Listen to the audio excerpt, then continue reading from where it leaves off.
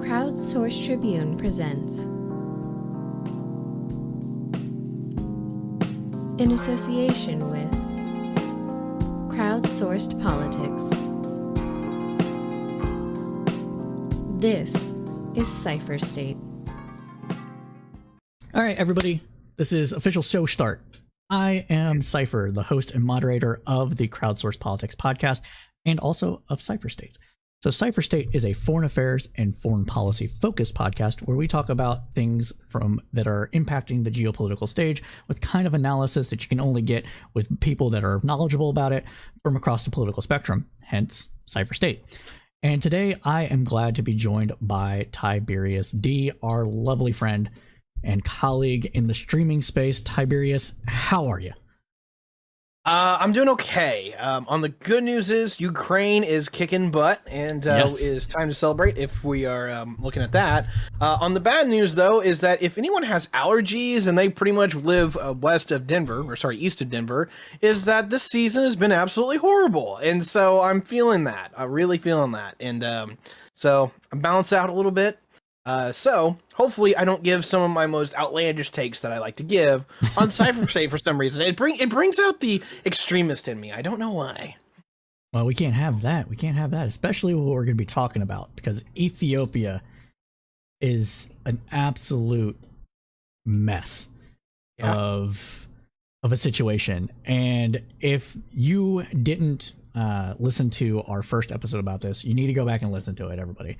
So that one is called Tigray. It was the second episode of Cypher State, first one that we streamed and broadcasted. It goes really in depth and talks about the history of Ethiopia and Tigray specifically, and all the players that are engaged in the civil war. That was last year. It's literally been a year since we've talked about this, and a lot of stuff has changed. An immense amount of stuff has changed. So we're going to be talking about that here as well. So it's been a year since we last visited the Ethiopian region of Tigray. Back in September of 2021, Eritrea was invited into conflict by the Ethiopian central government, and reports of ethnic cleansing of Tigrayans from various areas were abound. Since our last conversation, a lot of things have changed, but the conflict remains. Ethiopia, a once shining example of what a successful multi-ethnic African country can be, is now battered by a myriad of crises and developing multi-layer ethnic tensions and outright conflict. But despite its precarious situation that has left it fragile, in some ways, the country is still strong and growing. I am now joined once again by our good friend Tiberius to talk about these developments and what it can mean for Africa and the world. But before we get into that discussion, let's bring you up to speed with recent developments. Shortly after our Tigray episode was released, the Tigrayan People's Liberation Front, or the TPLF, began talks with the Oromo Liberation Army to start joint operations to overthrow the Ethiopian government. These talks culminated in the creation of the United Front of Ethiopian Federalism and Confederalism Forces, a 9-group alliance spearheaded by the Tigrayan Defense Force and the Oromo Liberation Army. The combined rebel forces were able to push deeper into federal controlled territory, getting to just 200 miles from the capital of Addis Ababa. In response, Addis Ababa told residents to register their weapons and get ready to defend the capital, and several other regional governments followed suit. In addition to the call to arms, the Ethiopian government instituted a 6-month state of emergency, which gave the federal government the power to detain critics without warrants, impose curfews, censorship, and restrict freedom of movement within the country. Prime Minister Abiy also said that he would personally lead forces against the rebels from the front lines, leading to a government counteroffensive. The counteroffensive lasted from November 26th of 2021 to December 20th of 2021 and proved to be a major success for the government. It recaptured several towns in the Amhara and Afar regions, including Lalibela and Sewa-Wobit, as well as recapturing the strategic series of Dizzy and Kombolcha. By December 20th, the Tigrayan Defense Force requested a ceasefire, and the Ethiopian National Defense Forces said they would not push further into Tigrayan territory. Parallel peace and ceasefire negotiations commenced, spearheaded by the African Union. In March of this year, the Tigrayan People's Liberation Front and the government of Ethiopia reached a ceasefire with the explicit goal of reestablishing humanitarian aid to the regions of Afra, Amhara, and Tigray. But it wasn't long before reports emerged of uneven humanitarian aid across the region, with Tigrayans being left without, which exacerbated the area's food insecurity. Then in late August, after months of ceasefire, fighting resumed. Both sides blamed each other for initiating the fighting, and both also expressed frustration for lack of progress towards negotiations to end the then 21-month conflict. The fighting itself concentrated in the border areas connecting Tigray, Amhara, and Afra regions. Allegations that the Tigrayans were smuggling in weapons and that Ethiopian Air Force had downed a plane it claims was carrying weapons for the TPLF emerged. Erstwhile, the government was accused of indiscriminate air bombardments on civilian targets. Civilians reported that pro-government militias, such as Farno, are involved as well. Exacerbating these tensions are food shortages in Ethiopia, which has particularly affected the Tigray region. And just when a new round of peace talks was to begin after Tigrayan forces accepted an immediate ceasefire just yesterday, September 12th, the Ethiopian government has been accused of starting another air bombardment of Tigrayan territories, focusing on civil services such as universities and hospitals. All the while, this is made worse by one of the worst droughts that have affected the entire Horn of African region in the last 40 years. For people that may have been 90s kids or early 2000s, everybody can remember the commercials on television asking to donate $1 today can save the lives of 5-6 children in Ethiopia. Well, we're back to that situation again due to the droughts that caused those cries in the first place. Now that you are brought up to speed, Tiberius, I want to get you in on here. There is a lot I can say about this. And I want to make a disclaimer for anyone, the same disclaimer that I made the last time. I specialize more with the developed world because there's a lot more institutions and things that I'm familiar with. Sub-Saharan Africa is kind of a mess, particularly if you're looking at this from a Western context, is that you've got a lot of cultural differences, you've got a lot of historical differences, and I want to put it in the regard that whenever I talk about Sub-Saharan Africa, I do know some, but I am not an expert. And so whenever you take what I say, do take it with a little bit of a pinch of salt, because it's not my specialty, it's not my region. But there is some things I do understand quite a bit. I've talked about in the last episode, largely how the geography affects this area. And man, is that really important, particularly when it comes to the weather patterns in which we've seen in this area. This is an area that grows a significant amount of food when it's good, and a significant amount of a significant amount of food imports whenever it can't. It's a lot like Australia in that regard. So put this all perspective. Most of this fighting is done on what they call the Highway A2, excuse me. And it's basically a 2-lane road that, or basically one way each way, that is very similar to a state highway that you may be out in the sticks with. That is going through one of the most topographical regions that you can. And what I mean by that is very, very hilly, right? And it goes all the way up from Addis Ababa in the capital, and it goes all the way up into Tigray. And that is literally 90% of the conflict that has gone on within the last 12 months is just fighting for control of that highway because it's the only way you can get from A to B. 3 things blew my mind about this a little bit, or blew my mind. One, that Tigray had made some gains in actually tearing apart the multi-ethnic coalition that's Ethiopia. Some of that makes some sense and some of that doesn't. I'll put it in this regard. Ethiopia, for me, doesn't make a lot of sense because it's anti-liberal. It's openly embrace your race, embrace your diversity and your differences to the point where I'm, this ethnicity, you're that ethnicity, and the only thing that keeps us together is that we commonly agree not to kill each other. That works for them to some degree, and in some degree it doesn't, which is why we literally are seeing a civil war in Ethiopia right now. The Tigrayans got ejected from the coalition, and they weren't happy, and I don't blame them. The fact that they've been able to get other supporters on was quite astonishing in its own right. But the most astonishing thing is point 2. The Tigray actually got beat by the Ethiopian central government in an open conflict. And the reason that is surprising to me is that Tigray has been the martial capital of Ethiopia. And from the point to where we had the show, Tigray was outmanned and outgunned, but was absolutely whipping the crap out of the Ethiopian government. And so, like, it wasn't one of those deals where we were expecting Tigray was going to take over the country, but it was one of those deals to where literally we were expecting that Tigray was going to militarily be competent enough that they could hold their own borders and hold the areas that they wanted to control, but they would slowly be starved out. I thought that that would change because they were getting everybody else to flip sides, or at least a number of people to flip sides. And then somehow, literally, the Ethiopian central government, and this is point 3, pulls a wild card and kind of just brings everything back to the status quo that we saw a year ago. And I'm just literally throwing up question marks everywhere over my head right now. I wish I had that animation. Because none of this makes sense. And I thought the Ukraine war didn't make sense. This one's probably even worse, and it's very confusing. So that is my spiel. Thank you for having me. Yeah, so I can actually answer some of those questions because I did a decent amount of research prior to this topic, and it seems that what has primarily happened is that the Ethiopian government has actually been able to get assistance from outside forces.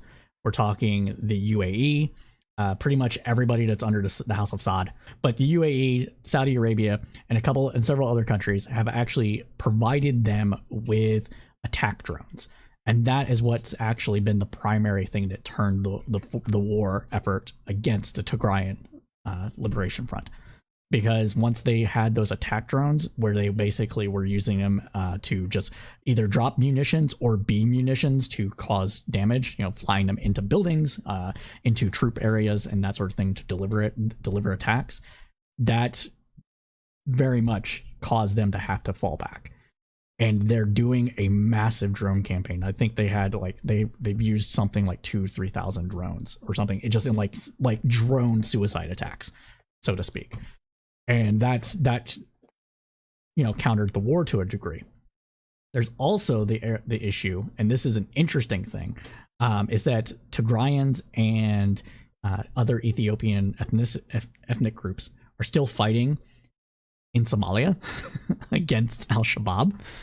And in one of the instances that had a huge fallout is that there was a attempt by Ethiopians to disarm their Tigrayan counterparts inside this group that was fighting Al-Shabaab, and that caused them to kill each other. Like, they tried to disarm them. The Tigrayans are like, no, fuck that. I'm not going to disarm. Are you kidding me? You're just going to kill me because of all the ethnic tensions.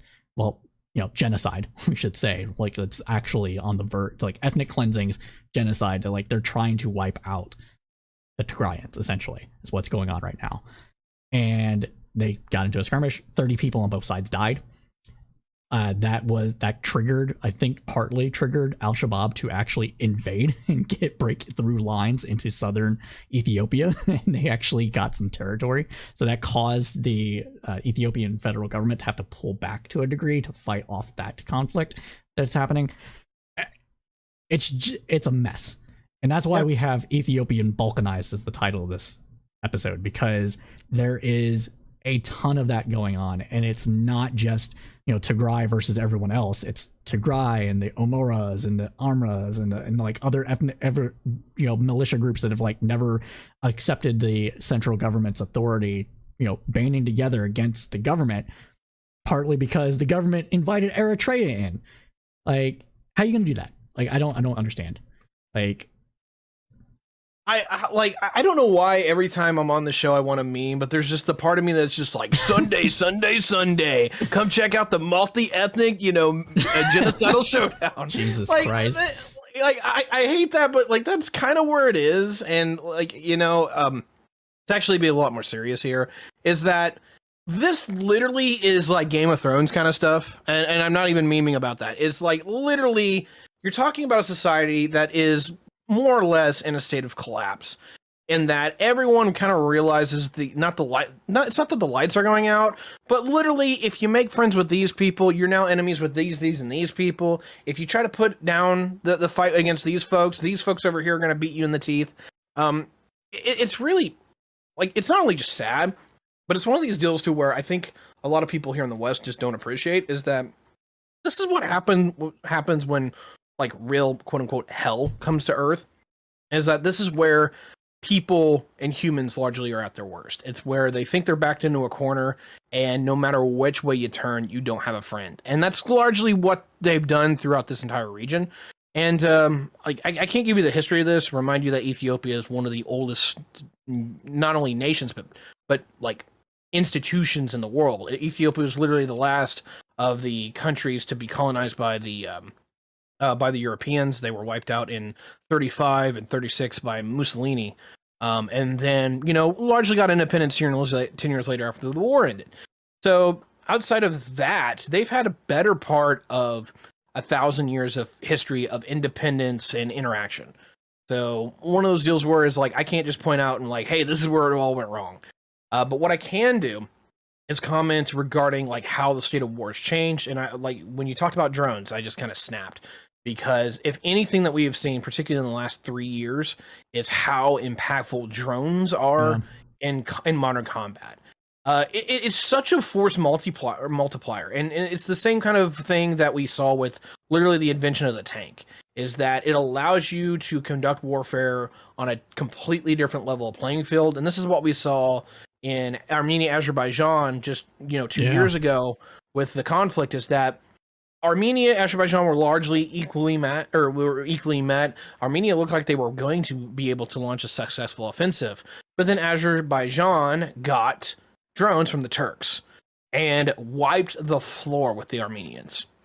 And we have seen here with the Ukrainian offensives that have been going on is that the game changer has been drones, whether it's intelligence gathering or literally limited munitions attacks, is that drones are literally, on the best case scenario, a flying mini helicopter that is very stable, gives you time on target information that you can figure out where your enemy dudes are without them seeing you, and so you can put like artillery on them and that kind of thing.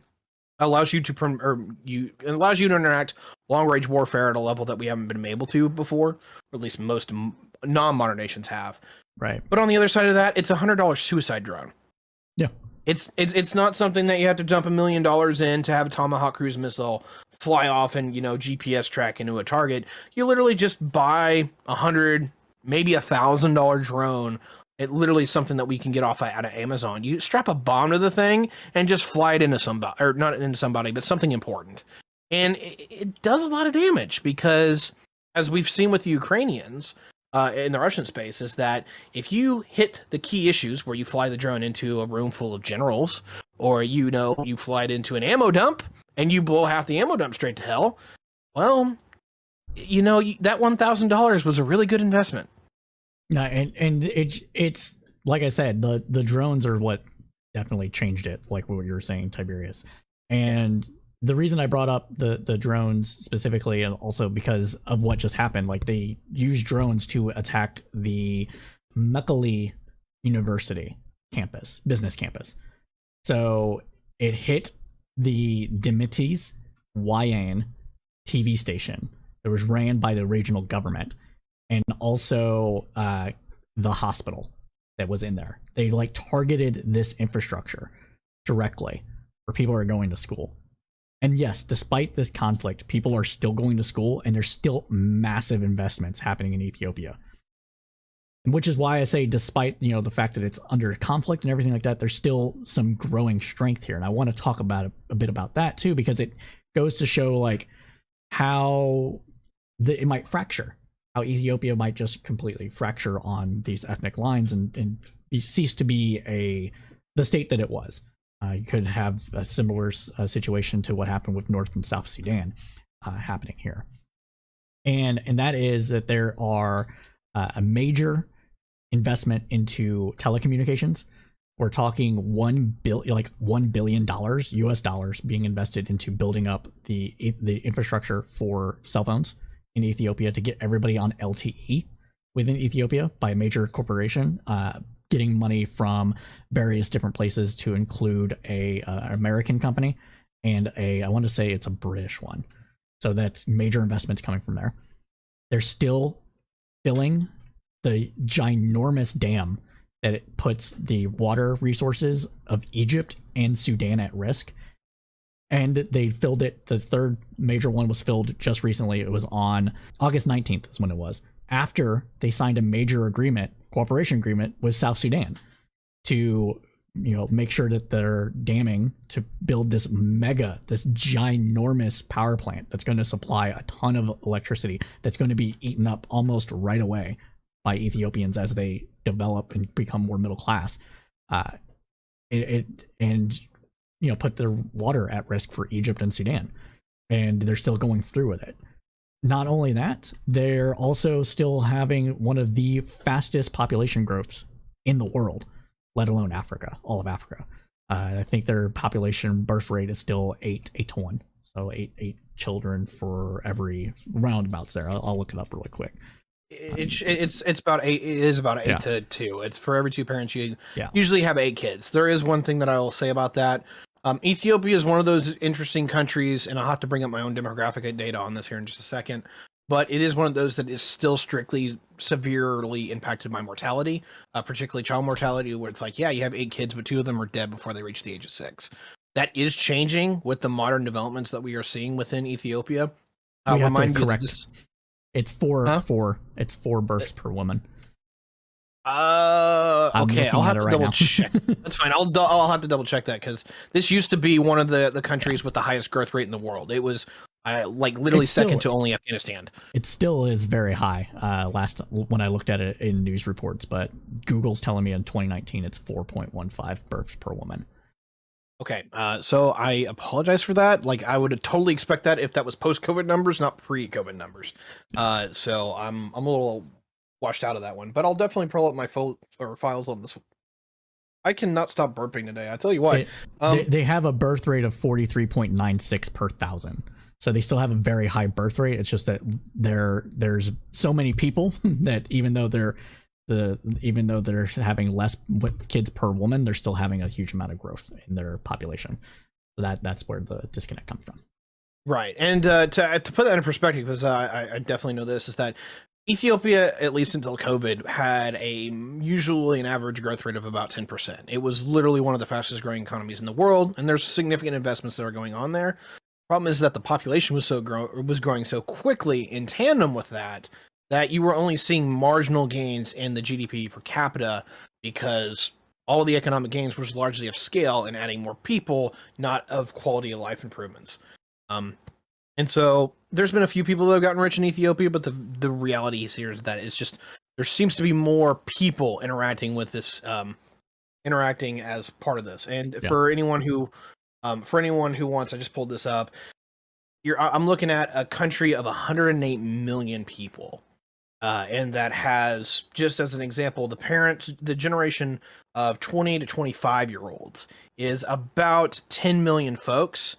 But the generation that has just been born in the last 5 years, so anyone between 0 and 4, is 16 million. That's the level of growth that you're looking at in the system. So yeah, rapid growth, rapid movement, but horrific mortality and horrific levels of a standard of living because of the fact that they cannot keep up with that. Yeah, it'll be interesting to see it'll actually be interesting to see some of these investments and what they'll be able to turn around, because originally, Sudan was basically coalitioning with Egypt to openly tell the Ethiopians, it's like, this isn't going to fly. But then the Ethiopians did something with this new dam, and they call it the Blue Nile Renaissance Dam. And it's really close to the border with Sudan. Is that they've openly given them the same deal that the Brazilians gave to the Paraguayans when they built their big dam on the border, is that, hey, we're going to fund it, we'll build it, all that. You get 30%. And that's largely the deal that's been struck, is that I'm not sure the particular details, but I think it's about 30% of the energy revenue that is made from this structure is going to be shipped over, or literally power lined into Sudan for southern Sudan, which is not South Sudan. What I want to make that very clear is that is going to be able to develop as well. And so I get why that deal was struck. It's kind of a win, and it leaves Egypt out to dry. So that's horrifying. But on the other side of that is, literally, if Ethiopia can actually build out a modern infrastructure, and the biggest way you do that is a power grid, Yeah, I can totally see everything turning around, and the real issue that they're just going to have to deal with is, can they keep this multi-ethnic federation together, or is it literally just going to be where somebody gets upset, pulls out, and they literally just have, a stereotyped civil war across the entire region? And the one thing I'll actually add on as a final note here, in the last episode, I said that it would shock me if there wasn't foreign intervention. This is an incredibly strategic point of the world, particularly in the fact that it's right next to Djibouti and Eritrea, which used to be part of Ethiopia, remind you. And as part of that ethnic tension, Eritrea openly broke away. Is that all of this is right next to a strait that is the junction between the Gulf of Aden and the Red Sea, which is one of the major shipping lanes of the world. Everything that goes through Suez goes through that as well. And so a level of stability here is pivotal to anyone who relies on global trade. And so the Saudis intervening makes a little bit of sense. I didn't think that they would go that way, just solely out of the fact that their attention has largely been dealing with Iran. But side note, I've actually found out that they're in their fifth round of chats with Iran and trying to bury the hatchet. So that's an episode we're probably going to have to do in the future. Whoa. Where'd you hear that from? Just curious. I was on one of the open voice calls of Twitter the other day, and actually got the chance to speak with the great Ian Brimmer. But I was talking with an investment capitalist. He's a CFA, and we were talking about some of the global implications. We were talking about like how Singapore is one of the up and coming places now that the Swiss have openly declared to be pro-Ukrainian, and so that everyone is trying to stay apolitical, and so Singapore is kind of becoming the new Zurich. But I openly said that next year, with the rising cost of food, I'm literally looking at the Saudis and the Iranians going at it. And he was like, they're in their fifth round of talks, right? I'm like, no, I don't. You'll have to show me. Turns out that's true, but I would be very cautious on how optimistic those talks are going. I can hear it. I can feel that. Now, one of the things I wanted to talk about here is like some of the implications of what might happen if Ethiopia balkanized. And the reason I want to talk about that is because Ethiopia, as Tiberius had said, is one of the oldest empires, essentially, in modern history, in history. And it has been a conglomeration of various ethnic groups ruling the area, some more or less, equally than others, and other times not. How empires are. They get tyrannical after a while. And one of the things that the current Prime Minister, Abiy, wanted to do was kind of break down those ethnic loyalties into a more Ethiopian national identity.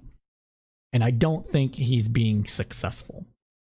And so because he's not being successful, and because there's still the outright murdering of people on both sides, if you're in Western Tigray, which is a region, it's called West Tigray. It's on the western side of the Tigray region. It borders Eritrea and I think it's Afra.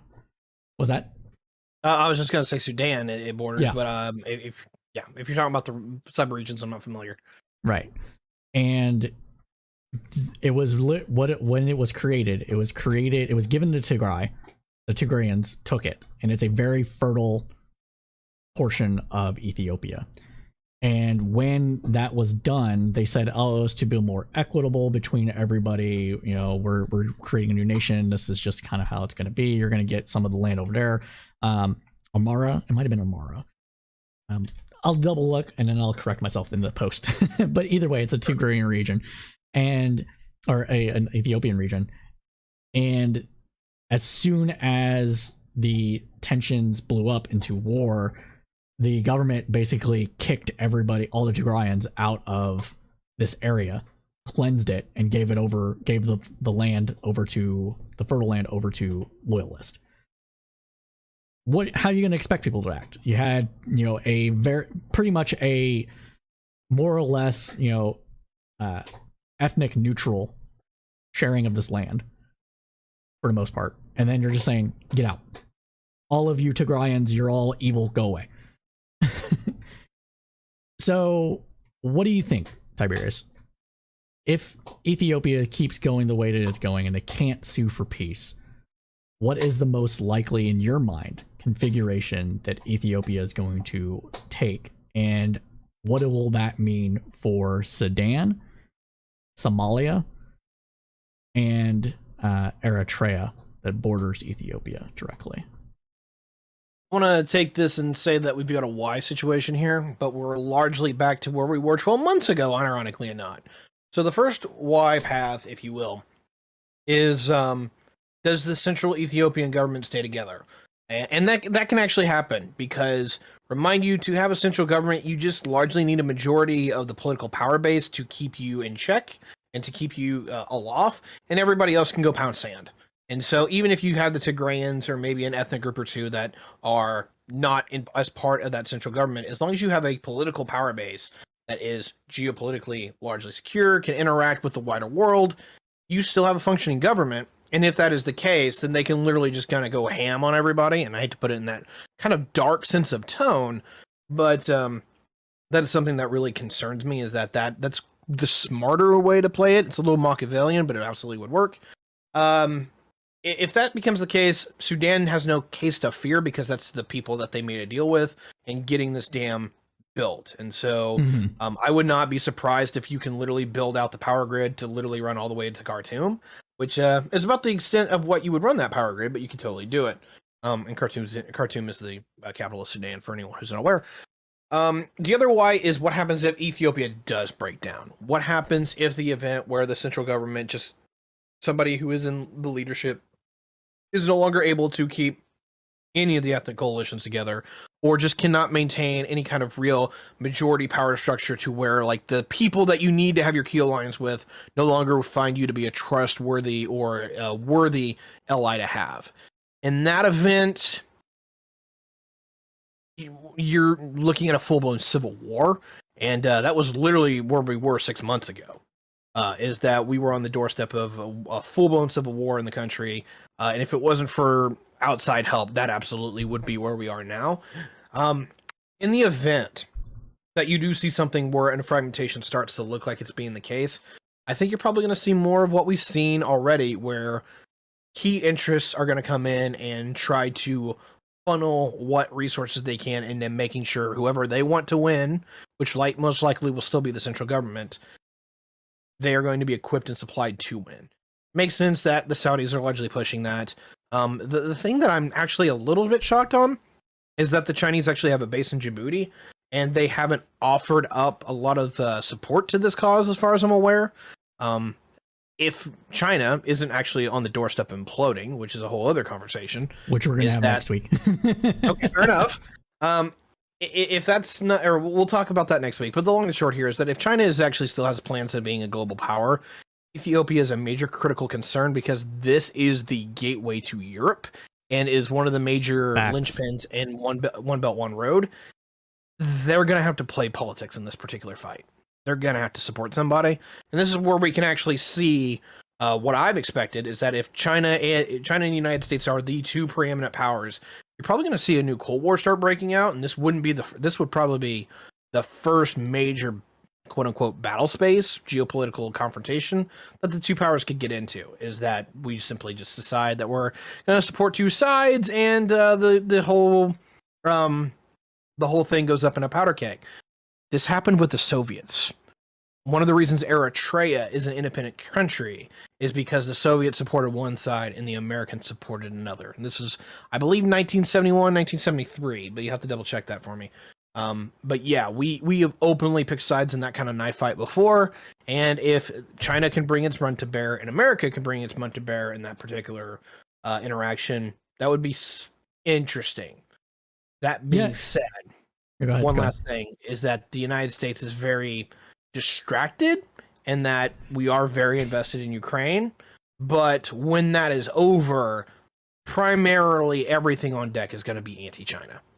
Yeah, no, for sure. It's very good that you mentioned this, how this could be a budding confrontation between the United States and China, specifically because as soon as the truce broke down, Anthony Blinken came out with a statement, and I'm going to read it word for word here. This was released on August 24th by Anthony Blinken, Secretary of State, in his press statement. Quote, "We are concerned by reports of renewed hostilities in Ethiopia.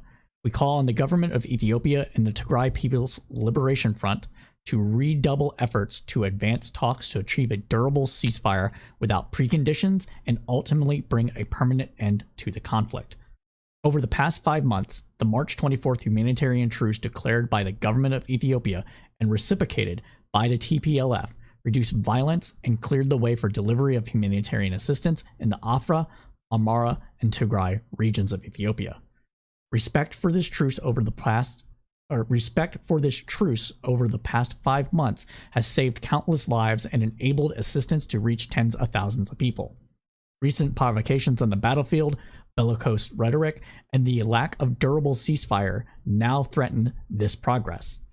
They also delay the establishment of an inclusive political process to achieve progress towards common security and prosperity for all Ethiopians. A return to active conflict would result in widespread suffering, human rights abuses, and further economic hardship while playing into the hands of those who seek to undermine Ethiopia's peace and security." So I want to read that little bit again. Let's see. They also delay the establishment of an inclusive political process, for emphasis, and they seek to further economic hardships while playing into the hands of those that seek to undermine Ethiopia's peace and security. Continuing on, he wrote, "We note the government of Ethiopia's establishment of a negotiating team and its stated willingness to go to talks. We ask all parties to respect the provision of food and fuel by humanitarian actors and refrain from militarizing humanitarian relief and to work towards restoration of basic services for those in need.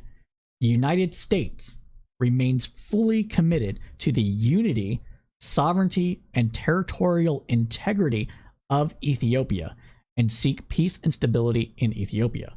We stand ready to work with all Ethiopians to navigate the full range of challenges the country faces, which include overcoming a historic drought and promoting regional security. The United States is the largest contributor of humanitarian assistance, reflecting our commitment to reach all regions and peoples in Ethiopia in need. Last year, the United States provided nearly $1.2 billion in development and humanitarian support for the Ethiopian people, including not only northern Ethiopia, but every corner of the country, in support of drought relief, food security, peace building, health, education, technology transfers, and training." That's how the statement ends. So the United States knows it's coming, right? That's what that statement says. It's basically like, hey, don't split up as a country. We want the country to remain together and be within our orbit. Like, that's what that statement actually boils down to. Let's not beat around the bush. Am I wrong, Tiberius? Come on, help me out. Okay, I want to make something very clear. I have a little bit of a bias here. I am not a fan of Anthony Blinken. And the number one reason for that is that while I don't dissuade his confidence or competence, is that he is one of the most sanctimonious people that I've seen ever as a Secretary of State.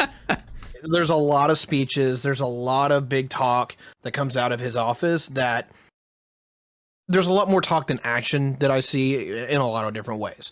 That being said, I don't think he's an idiot. I don't think that he does a lot of the things that he does solely on any kind of like crazy grounds. It's just there's a lot that he touches on that I don't see a lot of follow through. He's a little bit like Bill Clinton in that regard. Comes in, makes the good speech, but there's no follow up.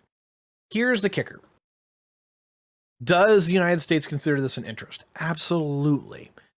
Is the United States really putting the effort in to actively stabilize this confrontation? No, I'm not seeing it. We're a little busy. We're particularly.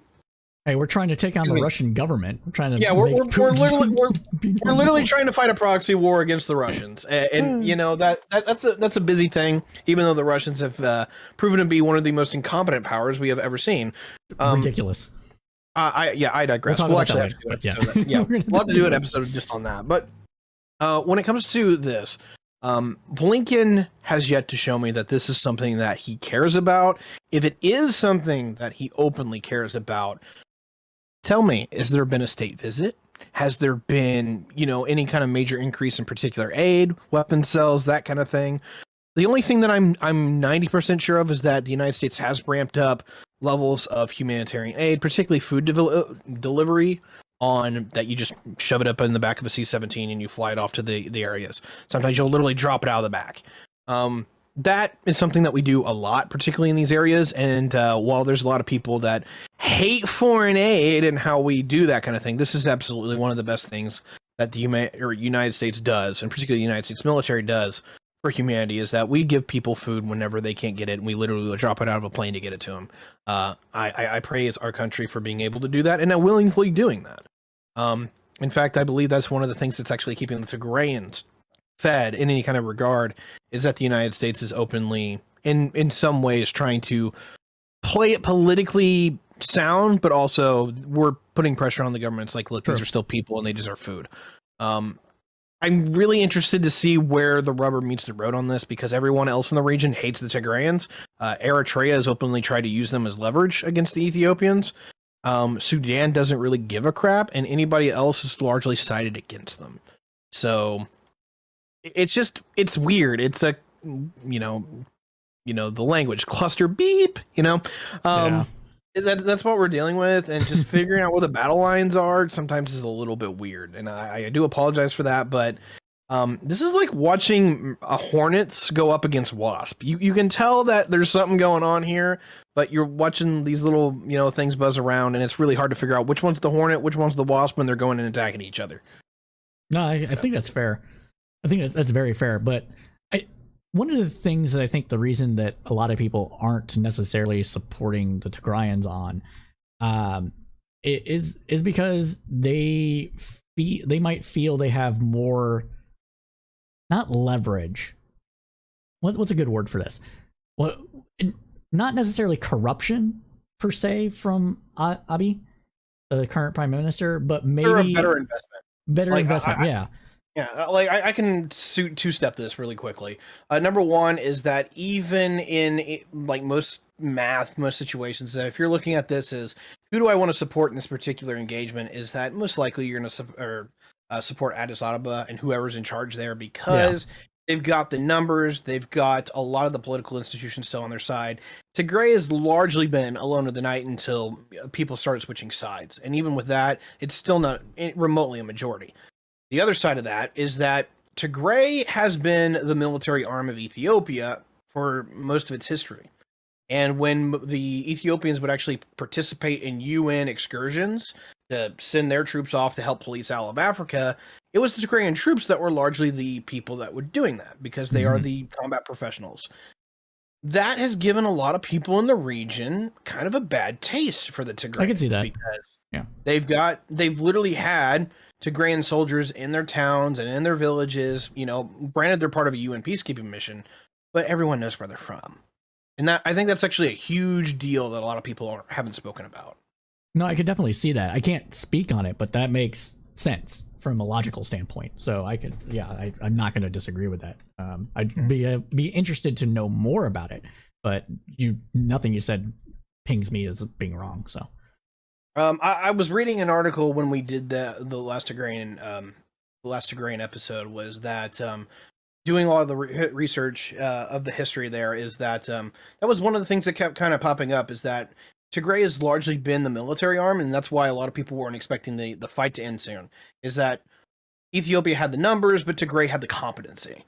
And it was one of those weird things to where basically the troops that have been deployed over all of Africa who have battle experience are the Tigrayans. And it was one of those deals where that one always stuck with me, in the regards that it was really big on that most of the UN peacekeeping missions that have actually had African troops a part of them largely been Ethiopian and largely been Tigrayan. And so I don't have one of those on site because it was literally a year ago, but I'm sure it would be pretty easy to find. Oh no, for sure. Like I said, I don't 100% what you're saying makes total sense. I just want to learn more about it. Is there any final thoughts that you'd want to leave with this topic, which we'll end up probably visiting again here in a week or two, more than likely, at least on an international news roundup, which I'm going to be starting up too. My final thoughts on Ethiopia and Tigray is that this is one of those examples where everything is on the verge of horror, and yet, isn't quite there. It's bad, and yet things can still get worse. And it's really a good litmus test on how crappy humans can be. And I hate to put it in that particular context, but I really do kind of feel that way. And I don't think there's any particular better way to frame it. There's a lot of people in this conversation and in this conflict that really should acknowledge that fighting is a bloodbath waiting to happen. And no matter who wins, everybody's probably going to lose in this fight. Mm-hmm. And that's actually the real concerning part for me, is that this is one of those deals to where even with the investments, even with the population growth, is that if this conflict gets nearly as bad as it can be, and it already kind of is that you can see so much potential growth and progress and development for Ethiopia just go completely out the door. And the final note that I have on top of that is that might be coming anyway, not because of anything the Ethiopians did. One of the things that I'm looking at writ large is how big is harvest going to be in the Northern Hemisphere? I've been talking about this all year over on my channel and all of the stuff that I do, is that we were already having a fertilizer shortage in the developed world. We were looking at that descending into the developing world, particularly the Brazils and the Sub-Saharan Africa. And what we were looking at, and just sorry to speed this up, is that there was a fertilizer shortage, which made it to where people were switching the crops that they would usually grow. And then the Ukraine war broke out. And the Russians and the Ukrainians together are literally like rivaled as the number one or number two exporter of cereals on the planet. I'm already expecting that the Middle East is going to be a hell zone because of this, unless somehow everybody is able to harvest their crops and export them, which is a huge lift. But also that if North America doesn't have some serious changes up in their particular exports, Europe is a question to itself. If things are remotely as bad as what we expect them to be, is that we're looking at about a 30% decline in the amount of cereals that are going to be available come November, December. The last time we saw anything like this happen, we saw Arab Spring, and it looks like this time it's going to be even bigger, even on like the conservative estimates. If it's as bad as some people think it might be, which we won't know until probably next month, is that we could see the potentiality where there is 500 million people at risk of being in famine. And Ethiopia is on that list. So the next time we revisit this, I don't know if it'll be a year. I don't know if it'll be a couple of months from now. But Ethiopia is actually on my watch list for catastrophic failures of food.